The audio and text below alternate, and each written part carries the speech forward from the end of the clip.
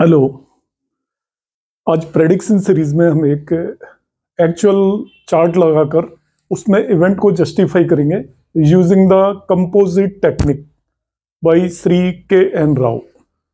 तो के N Rao sir एक कंपोजिट टेक्निक उन्होंने डेवलप की और भारतीय विद्यावन के स्टूडेंट्स को पढ़ाई जाती है। कंपोजिट टेक्निक में हम क्या करते हैं, किसी भी इवेंट को जस्टिफाई करने के लिए एक से ज्यादा दशा सिस्टम को यूज करते हैं और पाराशरी के साथ साथ हम जेमिनी सिस्टम को भी यूज करते हैं। अब यहां पर मैं आपको कंपोजिट टेक्निक लगाकर बताऊंगा जिसमें मैं इवेंट को जस्टिफाई करूंगा ऑन द बेसिस ऑफ 3 दशाओं को यूज करूंगा, विंशोत्तरी दशा, योगिनी दशा, चर दशा, और साथ साथ उस इवेंट के लिए ट्रांजिट को भी हम जस्टिफाई करेंगे कि ट्रांजिट भी उस इवेंट को जस्टिफाई करना है। तो हमें किस तरीके से इवेंट देखने हैं, तो 2 इवेंट यहां पर हम डिस्कस करेंगे अभी आज की क्लास में। तो ये बड़ी डिटेल मैंने दी हुई है यहाँ पर, तो जिससे कि आप अपने घर पे भी यदि इसका चार्ट बना के डिस्कशन करना चाहें तो कर सकते हैं, अपने आप में एनालाइज करना चाहें तो। ये बर्थ डिटेल्स है नेटिव की। इसमें ये यहाँ पर मैंने D1 चार्ट बनाया हुआ है। तो ये सेजिटेरियस या धनु लग्न की कुंडली है और सभी प्लैनेट्स वगैरह प्लेस किए हुए हैं, तो आप अपने घर पे भी ये चार्ट बना सकते हैं। यहां से यदि कॉपी करना है तो आप कर लीजिए। ये मैं एक तो मैरिज की टाइमिंग्स को जस्टिफाई करूंगा यहाँ पर, किस तरीके से मैरिज हुई और वो तीनों दशाओं से किस तरीके से जस्टिफाई हो रही है। और दूसरा मैं जस्टिफाई करने वाला हूं पे बर्थ ऑफ चाइल्ड, और डेड चाइल्ड बोर्न हुआ था, तो ये आपको स्पेशली सीखने के लिए मिलेगा कि इसमें मैं किस तरीके की टेक्निक्स आपको बताता हूं। पूरे आप वीडियो को शुरू से एंड तक देखिएगा, और यदि आपने चैनल अभी तक सब्सक्राइब नहीं किया है तो आप सब्सक्राइब कर लें। यहाँ पर मैं आपको बिल्कुल कंसेप्ट वाइज सारी चीजें धीरे धीरे डिटेलिंग में बताऊंगा, आप रेगुलर देखते रहें। आपको कोई भी डाउट्स आते हैं तो आप कमेंट बॉक्स में कमेंट भेजें, तो मैं उनका रिजोल्यूशन करने की कोशिश करूंगा। शुरू करते हैं। देखिए,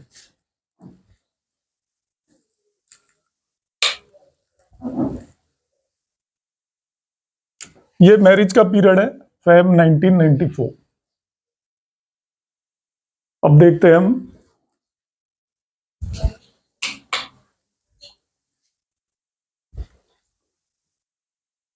विंशोत्तरी दशा उस टाइम है राहु केतु की, योगिनी दशा है उल्का पिंगला।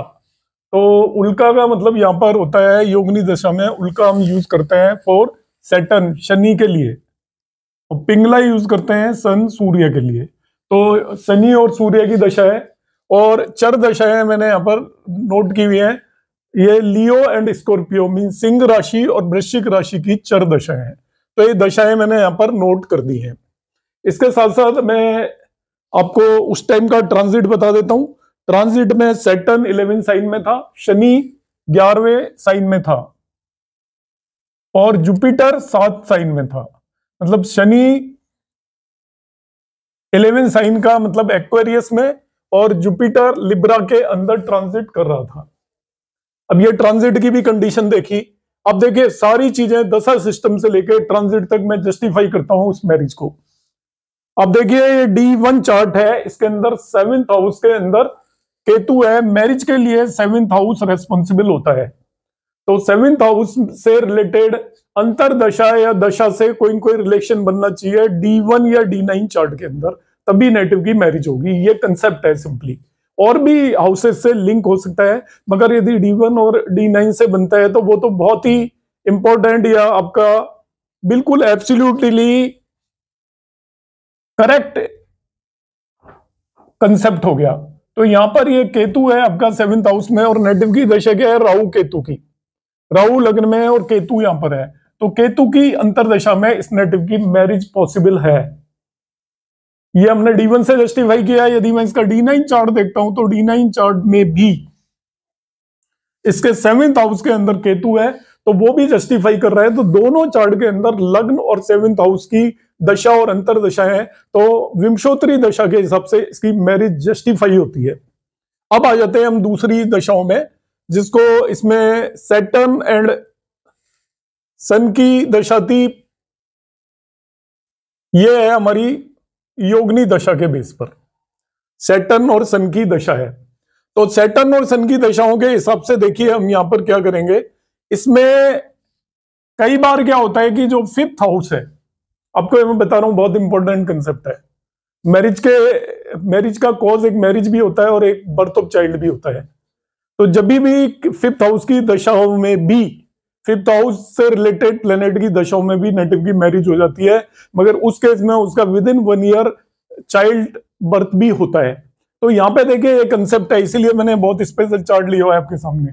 यहाँ पर ये योगनी के हिसाब से देखिए सन की भी दशा है, तो 5th हाउस के अंदर सन है, इसलिए योगनी के हिसाब से हम इसको जस्टिफाई कर सकते हैं। और यहाँ पर देखिए इस 5th हाउस के अंदर ये सैटर्न इसका लॉर्ड है, तो 5th लॉर्ड है यहाँ पर, और ये इसके अंदर 5th हाउस के अंदर सन है, तो इन दोनों की दशा है। इसका मतलब इस नेटिव की मैरिज के with in 1 year child born होना चाहिए, क्योंकि मैरिज के लिए आप ऑलवेज ध्यान रखिएगा 7th हाउस रेस्पॉन्सिबल नहीं है, 5th हाउस की दशाओं में भी मैरिज होती है, मगर in that case it is for the birth of child, कि आपके विद इन 1 ईयर उस नेटिव के चाइल्ड बर्थ होगा।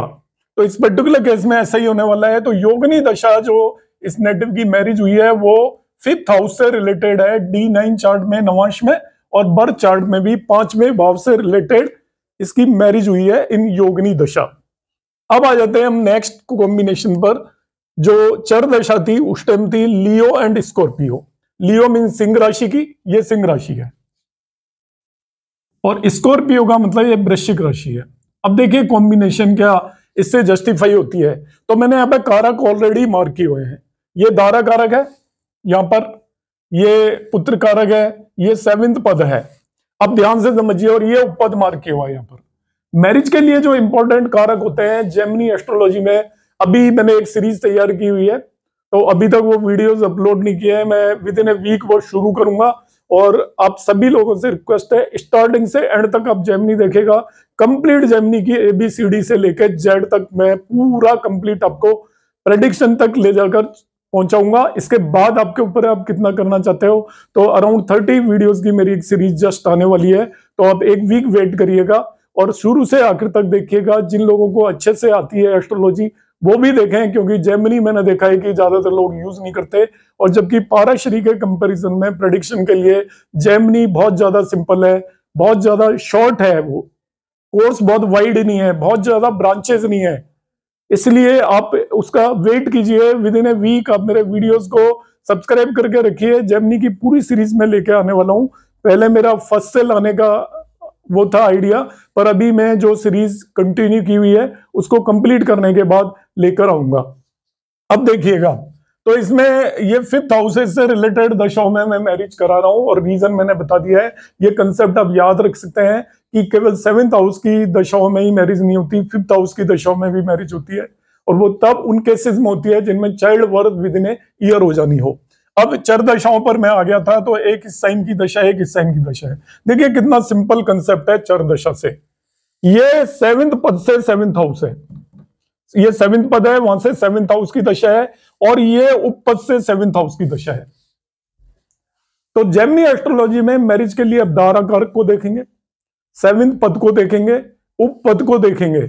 तो उपपद से 2nd या 7th हाउस के केस में मैरिज हो सकती है, दारा कारक से 7th के केस में मैरिज हो सकती है। इसी तरीके से दारा पद से 7th की राशियों की दशा और अंतर दशाओं में मैरिज हो सकती है। तो इस नेटिव की जो मैरिज हुई है वो इसके उपपद से 7th हाउस 1 2 3 4 5 6 7, पहला कॉम्बिनेशन उपपद से 7th हाउस हो गया। 7th पद से 7th हाउस में राशि की दशा है, 7th पद से 7th हाउस में। अब देखिए और एक चीज, जिस राशि की दशा है सिंह राशि की, वो उपपद को एस्पेक्ट कर रहा है, ओ सॉरी उपपद को नहीं एस्पेक्ट कर रहा है, वो जिस राशि की दशा है नहीं, एस्पेक्ट नहीं है यहाँ पर, केवल ये उपपद, ये 7th पद से 5th हाउस की दशा है, एस्पेक्ट नहीं है, क्योंकि ये 2 5 8 11 राशि एक दूसरे को एस्पेक्ट नहीं करती, तो एस्पेक्ट का कंसेप्ट इस पर नहीं लगेगा। मगर कहीं पे एस्पेक्ट है तभी भी मैरिज हो सकती है। इस केस में तो वो एब्सोल्युटली 7वें भाव में ही, उपपद से 7वें भाव की राशि की दशा में मैरिज हो जाएगी, 2nd भाव की राशि की दशा में भी मैरिज हो जाएगी।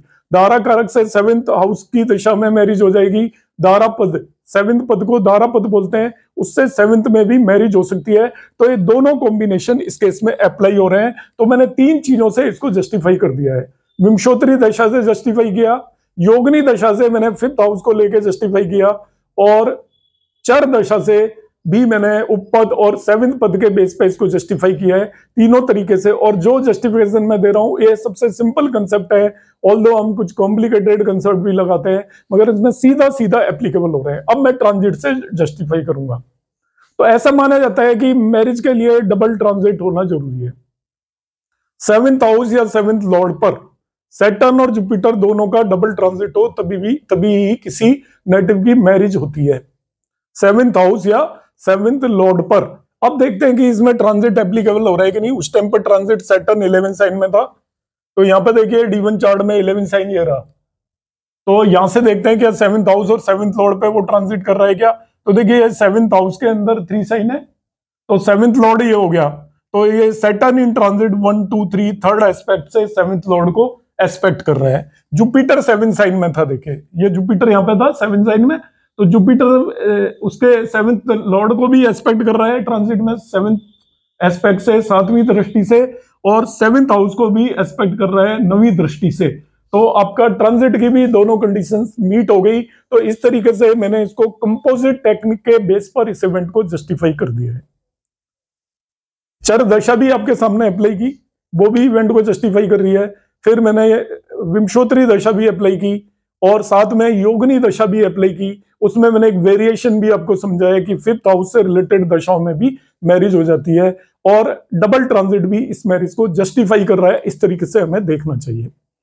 अब मैं चाइल्ड बर्थ को जस्टिफाई करूंगा। इस नेटिव के चाइल्ड बर्थ हुआ है नवंबर में, ये डेट लिखी है मैंने, डेट एग्जैक्टली मैंने इंटेंशनली नहीं लिखी हुई है। तो ये नवंबर में चाइल्ड बर्थ है। अब चाइल्ड बर्थ को जस्टिफाई करूंगा मैं इन तीनों चीजों से। सबसे पहले हम विंशोत्तरी दशा लगाएंगे, योगिनी दशा लगाएंगे, चर दशा लगाएंगे, और साथ में ट्रांजिट लगाएंगे। एक चीज और बता देता हूं मैं, हो सकता है ये तीनों चीजें हर केस में अलग है, मगर एक दशा तो कम से कम इवेंट को जस्टिफाई करेगी ही करेगी। यदि एक से ज्यादा दशाएं उसको जस्टिफाई कर रही हैं तो इवेंट कंफर्म हो जाता है। तो आप जब भी किसी इवेंट को देखते हैं तो विंशोत्तरी दशा के साथ एटलीस्ट एक और दशा सिस्टम को अप्लाई करें, तो उनकी आप प्रैक्टिस करें, और ट्रांजिट को जरूर देखें। दूसरा, चाइल्ड बर्थ के केस में ट्रांजिट एग्जैक्टली नहीं लगता है, मैं आपको बता देता हूं।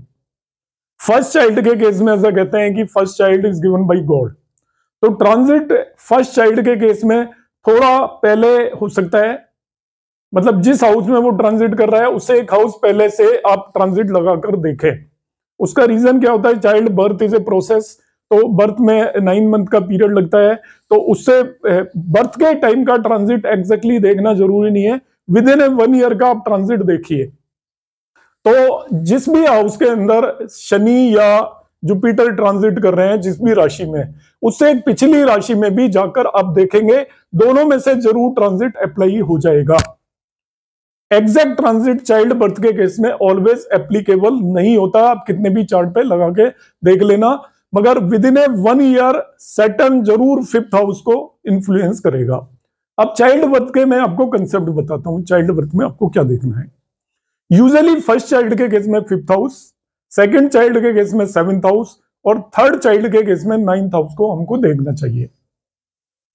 फर्स्ट चाइल्ड जब भी होगा तो D7 चार्ट में देखना चाहिए, और D7 चार्ट में ध्यान रखना इस चीज को, बहुत लोग 5th हाउस पे केवल फोकस करते हैं। D7 चार्ट में जिस भी अंतरदशा में मेरी वो बर्थ होगी चाइल्ड की, एडी की बात कर रहा हूं अंतरदशा की, उसका लिंक लग्न 5th हाउस 7th हाउस या 9th हाउस से होना चाहिए। केवल 5th हाउस से आप लिंक करेंगे तो आप कभी भी प्रेडिक्शन नहीं दे पाएंगे।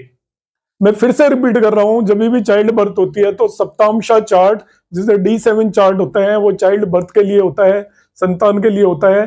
अंतरदशा लॉर्ड का लिंक लग्न 5th 7th या 9th हाउस से किसी से भी हो तो वो अपने आप में चाइल्ड बर्थ को इंडिकेट करता है, क्योंकि हमें नहीं पता कि किसका फर्स्ट चाइल्ड है, सेकंड चाइल्ड है, थर्ड चाइल्ड है, अबॉर्शन भी हो जाता है, वो हमें नहीं पता होता। तो फर्स्ट सेकंड और थर्ड चाइल्ड, पर इन जनरल आपको ये ध्यान रखना है कि चाइल्ड बर्थ से रिलेटेड आप जब भी चार्ट को देखें, दशाओं को देखें, तो अंतरदशा 5th 7th और 9th लॉर्ड या लग्न ऑफ D7 चार्ट से लिंक जरूर होना चाहिए। दूसरा फिर मैं आपको बताता हूं क्या क्या देखना है। आप देखिए चाइल्ड बर्थ के केस में हम नोट कर सकते हैं, जो इसको पहली बार देख रहे हैं, 5th हाउस 5th लॉर्ड, फिर जुपिटर से 5th हाउस, जुपिटर से 5th हाउस भी देखना है, बिकॉज जुपिटर संतान का कारक है, कारक से वही हाउस देखना होता है। आपने मेरे प्रीवियस वीडियो देखे होंगे, मैंने बताया आपको।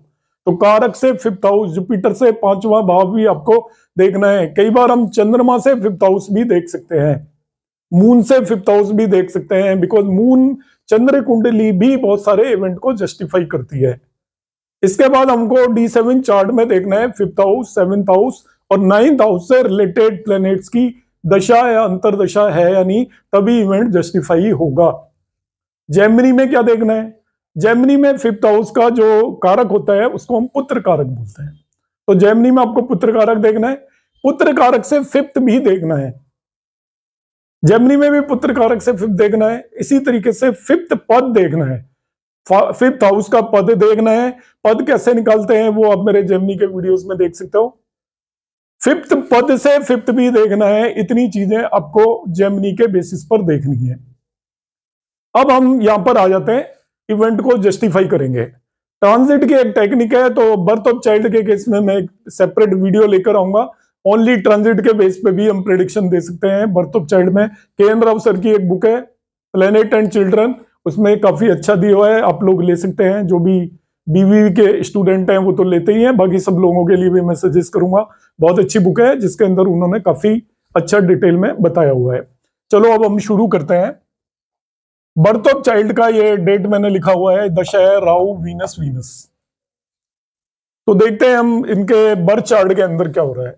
ये बर्थ चार्ट है, तो यहां पर आप देखिए राहु वीनस वीनस आ गया। तो ये 5th हाउस का तो वीनस से कोई भी लिंक नहीं है, तो आप एकदम से कहेंगे कि भाई ये कैसे बर्थ हो गया, D1 चार्ट से तो कहीं जस्टिफाइड नहीं है। अभी आप जरा ध्यान से देखिए, मैंने कहा कारक जो होगा बर्थ ऑफ चाइल्ड का वो जुपिटर होगा, तो जुपिटर से 5th भी देखना है ना। तो जुपिटर से 5th काउंट करिए, 1 2 3 4 5। इमीडिएटली आपको पता चल जाएगा कि वीनस क्यों इन्वॉल्व हुआ है इसके अंदर। महादशा कई बार बहुत ज्यादा लंबी होती है, तो महादशा को बर्थ ऑफ चाइल्ड या मैरिज के केस में उतना ज्यादा कंसीडर ना करें। अंतरदशा का बहुत इंपॉर्टेंट रोल होता है, क्योंकि महादशा तो 18-20 साल की होगी किसी नेटिव की, जैसे इस नेटिव की राहु की है 18 ईयर की, तो उसी महादशा के अंदर सभी इवेंट होने ही होने हैं। तो अंतरदशा का बहुत इंपॉर्टेंट रोल होता है। तो देख लीजिए मैंने जस्टिफाई कर दिया कि वीनस की अंतरदशा में मैरिज हो सकती है यूजिंग D1 चार्ट। अब मैं D7 चार्ट पर चला जाता हूं। D7 चार्ट भी बर्थ के लिए होता है। यदि आप D9 चार्ट भी देखना चाहे, D9 चार्ट, तो D9 चार्ट में 7th हाउस के अंदर वीनस प्लेस्ड है। तो मैंने पहले ही कहा है 5th 7th और 9th तीनों हाउसेस को मैं कंसिडर करके चलूंगा। यहां पर आप D7 चार्ट के अंदर चले जाएं तो देखिए 7 साइन बना हुआ है 7th हाउस के अंदर, और 9th हाउस के अंदर खुद वीनस बैठा हुआ है। तो देखिए अंतरदशा लॉर्ड का 7th और 9th हाउस से लिंक हो गया। अंतरदशा लॉर्ड का 7th और 9th हाउस से लिंक हो गया। तो अंतरदशा लॉर्ड का जब भी 7th और 9th हाउस से भी लिंक हो जाए, 5th 7th 9th या लग्न से लिंक हो जाए, तो वो आपका चाइल्ड बर्थ दे देता है। क्योंकि हमें नहीं पता कि नेटिव का फर्स्ट चाइल्ड है या सेकंड चाइल्ड है, उससे पहले कोई भी केस हुआ हो सकता है। तो ऑलवेज ध्यान रखिएगा, this is a very important concept. यदि आप 5th हाउस पे टिक जाएंगे, 5th house is the most important house, में डिनाई नहीं कर रहा, मगर सेकंड चाइल्ड 7th हाउस से, 3rd 9 से, 4th 11 से, तो आज के टाइम में हम नहीं कह सकते कि किसके साथ क्या कॉम्प्लिकेशंस आई हुई होंगी। तो आपको अंतरदशा देखनी है तो 5th 7th या 9th से लिंक होना चाहिए। बस ये इतना सा आपको ध्यान रखना है। अब ये मैंने आपको इसकी विंशोत्तरी दशा के केस बेसिस पर ये इस इवेंट को जस्टिफाई कर दिया। अब मैं दूसरी इसकी दशा लेता हूं, उल्का एंड ब्राह्मरी। उल्का मतलब सैटर्न, ब्राह्मरी मींस ये हो गया मंगल, मार्स। शनि और मार्स की योगनी दशा है, शनि और मार्स की योगनी दशा है। तो देखिए D1 चार्ट में आप चले जाइए, ये 1 साइन है, इसका लॉर्ड मार्स होता है, तो 5th हाउस से देखिए लिंक हो गया ब्राह्मरी दशा का। योगनी दशा के बेस पर जस्टिफाई हो रही है D1 चार्ट का 5th हाउस। आप D9 चार्ट के 5th हाउस पे चले जाइए, इसमें 10 साइन लिखा हुआ है, वहां पे मार्स रखा भी हुआ है। तो 10 साइन का मतलब इसका लॉर्ड शनि हो गया और मार्स भी रखा हुआ है, तो उल्का के बेस पर इस चार्ट से भी ये जस्टिफाई हो रहा है। और अब मैं यहां पर चला जाता हूं मेन चार्ट पर, दैट इज D7 चार्ट। इसमें शनि और मार्स है, सैटर्न और मार्स। तो जो मैंने बताया था लग्न 5th 7th और 9th हाउस से लिंक होना चाहिए। तो देखिए यहां पर ये मार्स लग्न में बैठा हुआ है, तो मार्स का लग्न से लिंक हो गया, मार्स का लग्न से लिंकअप हो गया इसके अंदर। तो इसलिए ये आपका इवेंट यहां पर भी जस्टिफाई हो जाता है D7 चार्ट से भी, यूजिंग योगनी दशा। तो योगनी दशा से भी मैंने तीनों चार्ट में इसको जस्टिफाई कर दिया। इन दोनों में 5th हाउस से सीधा का सीधा लिंक है, इसमें लग्न से लिंक है डायरेक्टली। तो लग्न से लिंक है या 5th 7th और 9th से भी, यदि D7 चार्ट के अंदर इन चारों में से किसी से भी लिंक हो जाता है, तभी भी बर्थ ऑफ चाइल्ड पॉसिबल होती है। नेक्स्ट मैं ले लेता हूं चर दशा। चर दशा थी उस टाइम लियो एंड कैप्रिकॉन की, लियो एंड कैप्रिकॉन। तो देखते हैं ये लियो है यहां पर, जो चर दशा में हम केवल D1 चार्ट देखते हैं, और कैप्रिकॉन का मतलब 10। तो आपको एक सेकंड भी नहीं लगेगी। पुत्र कारक यहाँ पर जुपिटर है, वो इसमें कैप्रिकॉन में मकर राशि में बैठा हुआ है, उसी की दशा है। तो ये चाइल्ड बर्थ के लिए बिल्कुल परफेक्ट एग्जांपल हो गया। अब इसका भी कोई लिंक बन रहा है क्या, देखते हैं। देखो 5 साइन का भी कोई लिंक बन रहा है क्या, लियो साइन का भी कोई न कोई लिंक यहां पर बन रहा है क्या। तो मैं इसको देखता हूं। ये जो लियो साइन है ये पुत्र कारक को एस्पेक्ट कर रहा है, पुत्र कारक इसे एस्पेक्ट कर रहा है, 5 साइन 10 साइन को एस्पेक्ट करता है। तो ये भी एक कॉम्बिनेशन बन गया है। 5th पद भी यदि हम निकालेंगे तो उससे भी कुछ ना कुछ कॉम्बिनेशन बनेगा। शायद 5th पद मैंने यहाँ पे निकाला नहीं है, कैलकुलेट कर लेते हैं। 5th हाउस है, इसका लॉर्ड है मार्स। तो 1 2 3 4 5 6 7 8 9 10 11 मार्स यहाँ पर है। यहां से 11 काउंट करेंगे, 1 2 3 4 5 6 7 8 9 10 11। ये 5th पद है हमारा। तो 5th पद से कुछ खास लिंक हो नहीं रहा है। 5th पद से 5th देख लेते हैं, 1 2 3 4 5। तो 5th पद से 5th है, तो इसे भी ये देख रहा है आपका लियो। तो लियो साइन आपका इसको भी देख रहा है, पुत्र कारक को भी, और 5th फ्रॉम 5th भी देख रहा है। तो ये डबल डबल कॉम्बिनेशन यहाँ पे एप्लीकेबल हो रहे हैं। वैसे तो केवल आप इसके कैप्रिकॉन की दशा अंतर दशा के बेस पर, क्योंकि हमें अंतर दशा पर ज्यादा फोकस करना है बजाय दशा के, क्योंकि दशा तो 10-12 साल की होती है। तो अंतर दशा बिल्कुल इस इवेंट को देखिए जस्टिफाई कर रही है। पुत्र कारक की खुद की जिसमें प्लेस्ड है उसी में ये अंतर दशा है। इस तरीके से मैंने इस इवेंट को भी आपके सामने जस्टिफाई किया है। अब मैं ट्रांजिट से भी इसको जस्टिफाई करने की कोशिश करता हूं।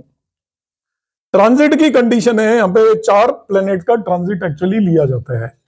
तो केन राव सर का जो कंसेप्ट है ट्रांजिट का, वो मैं ब्रीफ में बता देता हूं। चाइल्ड बर्थ से 1 ईयर के अंदर अंदर, before 1 year, suppose child birth किसी की 2024 में हुई, तो 2024 से 2024 तक Saturn Shani Dev 5th house या 5th लॉर्ड को इन्फ्लुएंस करें, 5th हाउस या 5th लॉर्ड। सेकेंडली वो 9th हाउस और 9th लॉर्ड को इन्फ्लुएंस कर दें, 5th हाउस 5th लॉर्ड या 9th हाउस 9th लॉर्ड को इन्फ्लुएंस कर दें, तभी भी चाइल्ड बर्थ हो जाएगी। सिमिलरली जुपिटर भी इन चारों में से किसी भी एक चीज को इन्फ्लुएंस कर दे, 5th house 5th Lord before 1 year of birth child, मतलब 1 साल के अंदर अंदर कभी भी इन्फ्लुएंस कर जाए। 1 साल पहले करके निकल गया तभी भी चल जाएगा, 10 मंथ पहले किया तभी भी। 5th house 5th lord 9th house और 9th लॉर्ड। मार्स भी इन्फ्लुएंस करना चाहिए, 5th हाउस 5th लॉर्ड या 9th हाउस 9th लॉर्ड। 4 चीजें बता रहा हूं मैं, 5th house 5th lord 9th house 9th Lord को मार्स भी इन्फ्लुएंस करे with in 75 year of child birth, मतलब 75 days of child birth, sorry, मतलब चाइल्ड बर्थ होने वाली है उससे 75 डेज पहले से लेकर चाइल्ड बर्थ तक कभी भी मार्स इन्फ्लुएंस कर दे। और मून इन्फ्लुएंस करेगा 75 आवर्स बिफोर चाइल्ड बर्थ, और उसमें लग्न को भी हम कंसीडर कर लेते हैं, मून साइन को भी कंसीडर कर लेते हैं। मून मतलब 5th house 5th lord, 9th house 9th lord, moon sign या लग्न और लग्न लॉर्ड किसी को भी इन्फ्लुएंस करे before 75 hours of child birth, ये 4 ट्रांजिट चाइल्ड बर्थ को जस्टिफाई कर देते हैं। ये चारों चीजें कंडीशन सेटिस्फाई हो रही हैं तो चाइल्ड बर्थ होगी ही होगी। इस केस में हम देखते हैं क्या हो रहा है। क्या तो पहले सैटर्न को देखा मैंने, वो 11 साइन में ट्रांजिट कर रहा है, तो ये 11 साइन में या सैटर्न है, तो 1 2 3 ये जस्टिफाई हो गया आपका। 5th हाउस को ट्रांजिट में वो कर रहा है। जुपिटर का यहाँ पे ट्रांजिट है आपका 7 साइन में, तो 7 साइन से वो 1 2 3 4 5 6 7 7th एस्पेक्ट से 5th हाउस को देख रहा है, और साथ में 8 9, ठीक है, 8 9 7th एस्पेक्ट से 5th हाउस को देख रहा है। इसके बाद हम बात कर लेते हैं मार्स।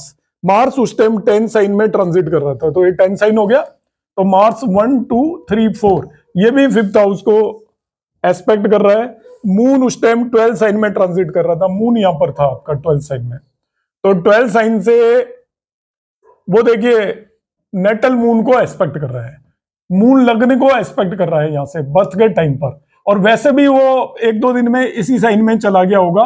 बिफोर 75 आवर वो इन्फ्लुएंस करे, बिफोर 75 आवर, तो यहां पर ये मून लगने को एस्पेक्ट कर रहा है। ये चारों कंडीशन ट्रांजिट की उस टाइम पर सेटिस्फाई हो रही थी। अब मैं इसमें जो पहले मैंने बताया था मैरिज के केस में, कि मैरिज जब भी 5th हाउस की दशा में भी हो जाती है तो उस केस में बर्थ विद इन 1 ईयर होगी।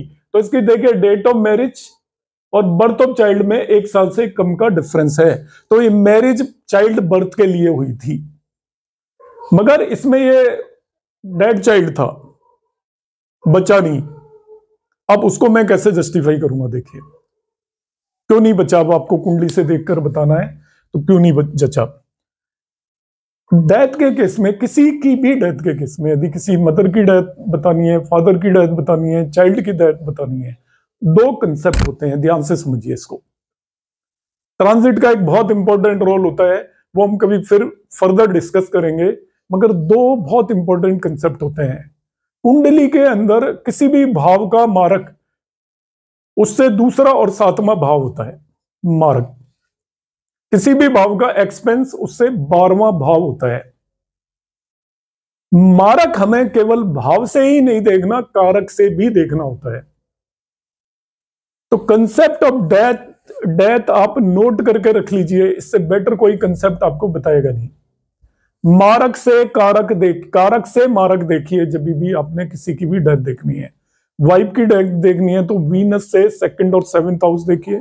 मदर की डेथ देखनी है तो मून से 2nd एंड 7th हाउस देखिए। मदर के केस में आप D1 और D12 दोनों चार्ट देख सकते हो, D12 भी कारक से मारक की दशा होगी। वाइफ के केस में आप D1 और D7 दोनों चार्ट देखोगे, वीनस से, या हस्बैंड, वाइफ ही क्यों, हस्बैंड के केस में भी वीनस से या तो D1 चार्ट में 2nd और 7th लॉर्ड की दशा होगी, या D9 चार्ट में 2nd या 7th लॉर्ड की दशा होगी फ्रॉम वीनस।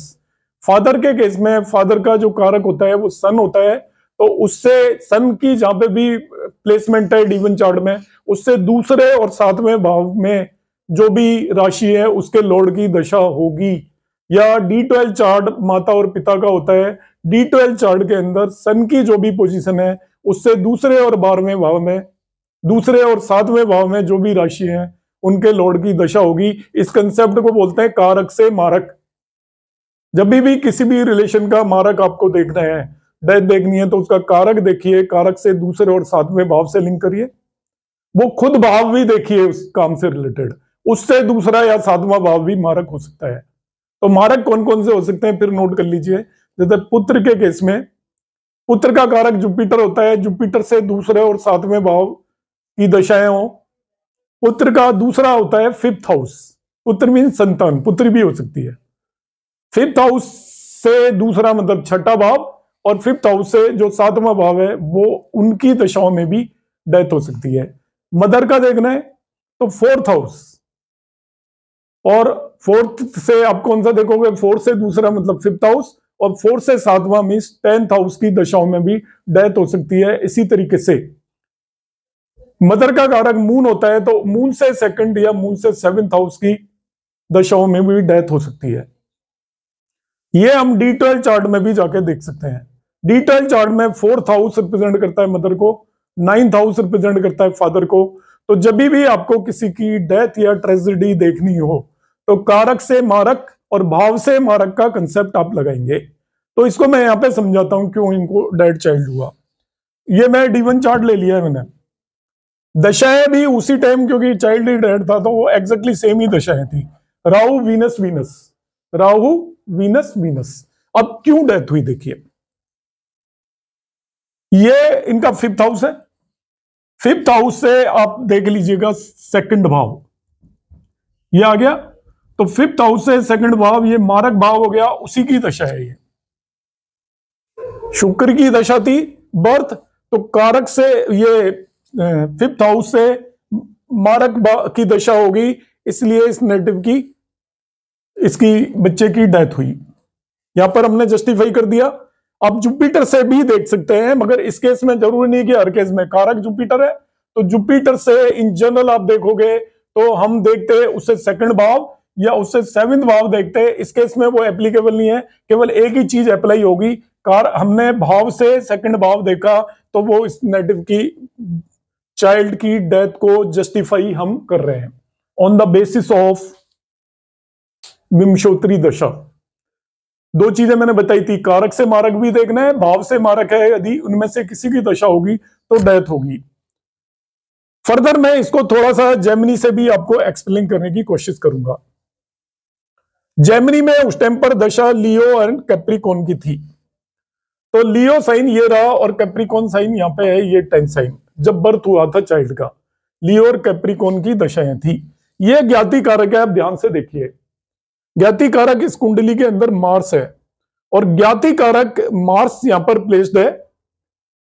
ये ज्ञाति कारक से 7th हाउस की दशा है। ये ज्ञाति कारक मार्स है, उससे आप ध्यान से देखिए, दिस इज दशा ऑफ 7th हाउस।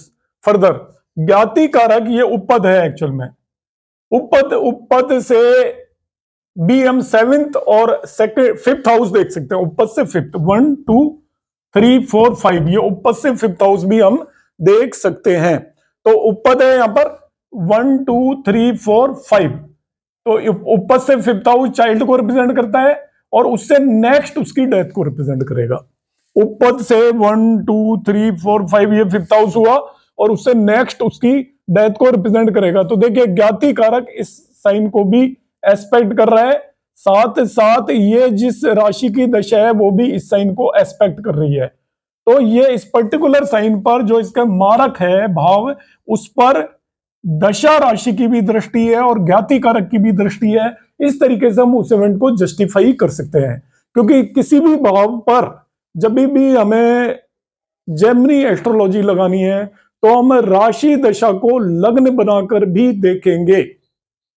किसी भी भाव पर जब भी ज्ञाति कारक का इन्फ्लुएंस होता है किसी भी पर्टिकुलर भाव पर, उस पर यदि राशि दृष्टि पड़ जाए तो उस पर्टिकुलर भाव से रिलेटेड आयत की आप प्रेडिक्शन दे सकते हो।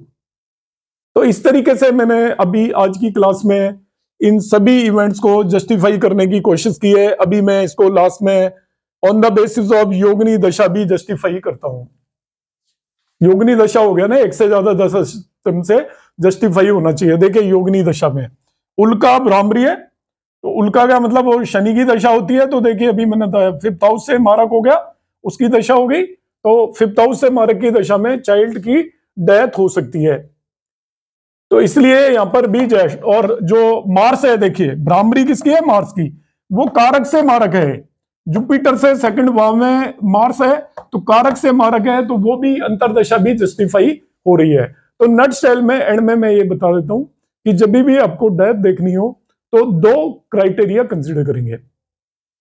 एक आप देखेंगे वो कंसर्न भाव जिसकी भी डेथ देखनी है, मदर की देखनी है तो 4th भाव, तो 4th भाव का मारक उससे अगला और 7वां भाव होगा। चाइल्ड की देखनी है तो 5th भाव, उससे अगला और उससे 7वां भाव होगा।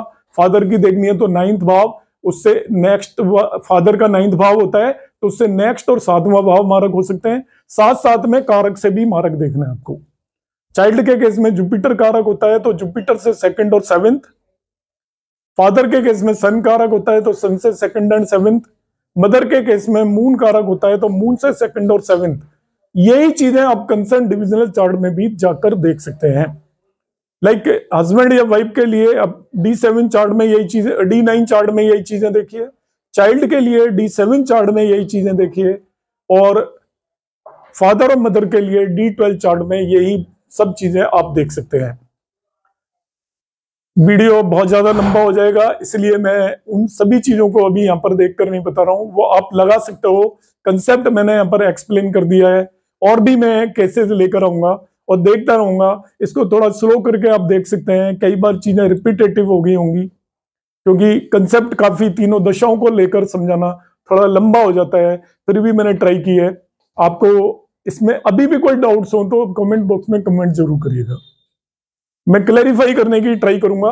मेरी कोशिश रही है। आपको मेरी कोशिश कैसी लगी कमेंट बॉक्स में आप जरूर कमेंट करेंगे। लाइक और शेयर करना बिल्कुल भी ना भूलें। आपका लाइक और शेयर मेरे उत्साह में इजाफा करता है, और मैं नई नई चीजें आपके सामने लेकर आने की कोशिश करता रहता हूं। एंड तक आपका वीडियो देखने के लिए, आपके पेशेंस के लिए बहुत बहुत धन्यवाद। नमस्कार।